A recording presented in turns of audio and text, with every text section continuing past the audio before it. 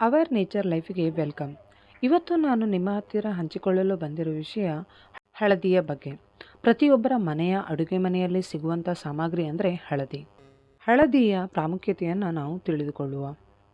ದೇಹದ ಮೇಲೆ ಚರ್ಮದಲ್ಲಿ ಯಾವುದಾದರೂ ಗಾಯವಾದಾಗ ಅಥವಾ ಇನ್ಫೆಕ್ಷನ್ ಆದಾಗ ಹೆಚ್ಚಾಗಿ ಹಳದಿಯನ್ನು ನಾವು ಬಳಸ್ತೇವೆ.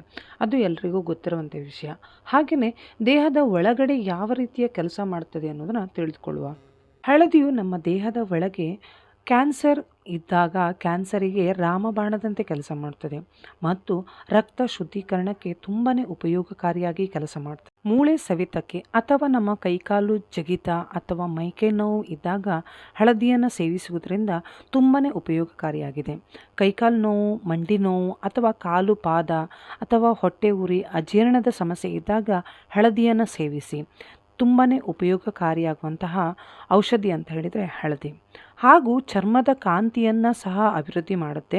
ಸ್ಕಿನ್ನಲ್ಲಿ ಏನಾದರೂ ಇನ್ಫೆಕ್ಷನ್ ಇದ್ದರೆ ಅಂದರೆ ಅಲರ್ಜಿ, ತುರಿಕೆ ಅಥವಾ ಹೊಟ್ಟೆ ಉರಿ ಈ ಥರ ಒಂದು ಸಮಸ್ಯೆ ಇದ್ದಾಗ ಹಳದಿ ನೀರನ್ನು ಕುಡಿಯೋದ್ರಿಂದ ತುಂಬಾ ಉಪಯೋಗಕಾರಿಯಾಗಿರುತ್ತೆ. ಹೌದು, ಬಿಸಿ ನೀರಿಗೆ ಸ್ವಲ್ಪ ಹಳದಿಯನ್ನು ಮಿಕ್ಸ್ ಮಾಡಿ ಕುದಿಸಿ ಆರಿಸಿ ಕುಡಿಯೋದ್ರಿಂದ ತುಂಬಾ ದೇಹದಲ್ಲಿ ಆರೋಗ್ಯಕರವಾದಂತಹ ಶಕ್ತಿಯನ್ನು ಹೊಂದಬಹುದು.